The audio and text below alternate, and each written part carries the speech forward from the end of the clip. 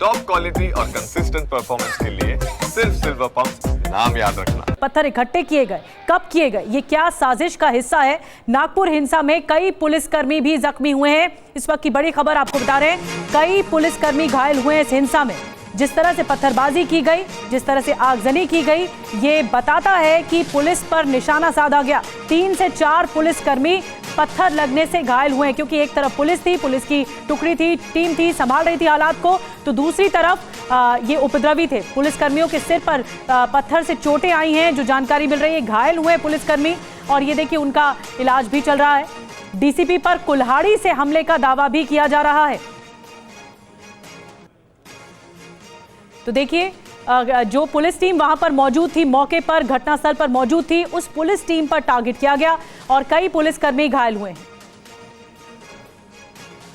तो सीसीटीवी के जरिए उपद्रवियों की कैसे पहचान की जा रही है, इसको लेकर एक एक जानकारी आपके सामने रखते हैं। हालांकि कैसे पुलिस वालों को यहां निशाना बनाया गया, कई पुलिसकर्मियों के घायल होने की जो खबर है, कुछ को मौके पर ही किस तरीके से उपचार दिया गया, उसकी तस्वीरें भी सामने आई हैं। हालांकि जिस तरीके से इस पूरे मामले की इन्वेस्टिगेशन की जा रही है, इस बीच आपको बता दें कौन थे वो लोग जिन्होंने पुलिस वालों को निशाना बनाया, और इस बीच किस तरीके से पुलिस के ऊपर कुल्हाड़ी से अटैक हुआ, कैसे बोतलें इकट्ठे करके रखी गई, कैसे पथराव हुआ, ये सब कुछ क्या एक प्री प्लानिंग के तहत अंजाम दिया गया, यही जानना इस वक्त सबसे बड़ा मकसद है अभिजीत। और ये जो तस्वीरें सामने आ रही हैं, उससे ये साफ हो गया कि ना सिर्फ इलाके में हालात को बिगाड़ने की कोशिश की गई, मौके पर मौजूद पुलिस प्रशासन सभी उनके टारगेट पर थे। अभिजीत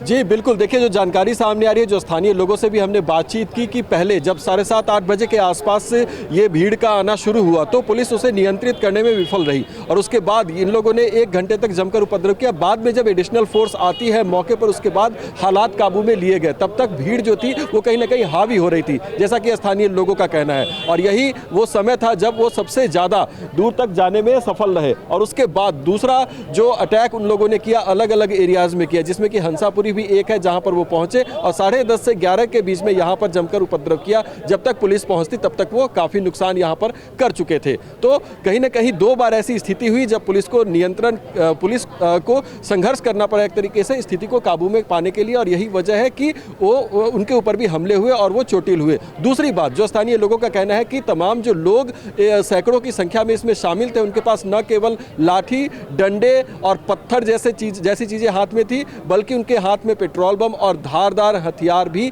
थे, जिसकी एक तस्वीर हमने अभी थोड़ी देर पहले दिखाई, जो मौके पर ही छूट गई थी। तो धारदार हथियार के साथ भी हमलावर उस भीड़ का हिस्सा थे, और यही वजह है कि वो लोगों पर अटैक करने में, पुलिसकर्मियों पर अटैक करने में और घायल करने में, यहां तक कि पुलिस के अधिकारी पर भी धारदार हथियार से ही हमला हुआ, जिससे कि वो चोटिल हुए। तो ये एक बड़ा विषय कि क्या ये पूर्व नियोजित था, क्योंकि इतनी बड़ी मात्रा में और संख्या में लोगों का एक साथ एकत्रित हो जाना और उसके साथ ही धारदार हथियार, लाठी, डंडे, पत्थर भी एकदम से इकट्ठा हो जाना, हाथों में बोतल है, पेट्रोल भी है, जिनको फेंक कर आग लगाया जा रहा है, यहाँ तक कि सुतली बॉम्ब तक का भी इस्तेमाल किया गया। अभिजीत, यही वजह है कि मामले की जांच को देखते हुए आगे इस पर आप नजर बनाए रखें। इस पूरी हिंसा को लेकर किस तरीके से एक्शन लिया जाता है, प्लान को लेकर क्या खुलासे होते हैं, इस पर आगे भी आपसे अपडेट लेंगे। शुक्रिया पूरी जानकारी के लिए आपका। जयप्रकाश, आपका भी शुक्रिया।